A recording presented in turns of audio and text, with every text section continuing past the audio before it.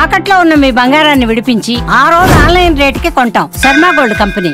ఇప్పుడు చెప్పబోయే వార్త ధైర్యవంతులే వినండి. చంపడాలు, చంపుకోవడాలు, నేరాలు, ఘోరాలు అంటే భయపడేవారు మాత్రం కాస్త జాగ్రత్త.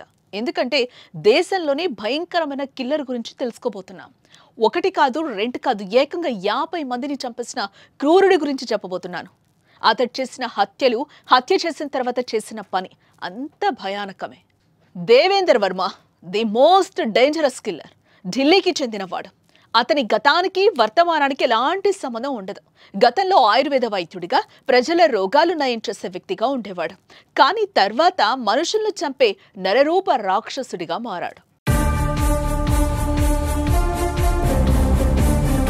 వైద్యుడిగా ఉన్న దేవేందర్ శర్మ 1995 సంవత్సరాన నేర ప్రపంచంలోకి అడుగుపెట్టాడు. గ్యాస్ డీలర్షిప్లో భారీ నష్టాలు రావడంతో వైద్యం చేసిన చెయ్యి కత్తిపట్టింది. గ్యాస్ డీలర్షిప్ ఒప్పందం విఫలం కావడంతో దేవేందర్ శర్మ భారీగా ఆర్థిక నష్టాలను చవిచూశాడు. దీంతో నకిలీ గ్యాస్ ఏజెన్సీ ప్రారంభించి అనంతరం అక్రమ అవయవాల వ్యాపారంలోకి ప్రవేశించాడు.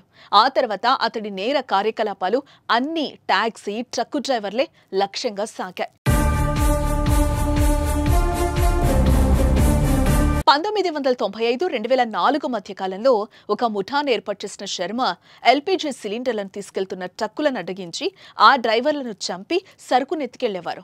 ఈ క్రమంలోనే టాక్సీ డ్రైవర్లను లక్ష్యంగా చేసుకుని హత్యలు కొనసాగించాడు. టాక్సీలను బుక్ చేయడం, ఆ డ్రైవర్లను చంపడం, ఆ మృతదేహాలు దొరకకుండా మొసళ్లకు ఆహారంగా పడేయడం, ఆ వాహనాలను ధ్వంసం చేసి మార్కెట్లో విక్రయించడం వంటి నేరాలను కొనసాగిస్తూ వచ్చాడు. చివరకు 2004లో కిడ్నీ రాకెట్, వరుస హత్య కేసులో అతన్ని పోలీసులు అరెస్టు చేశారు.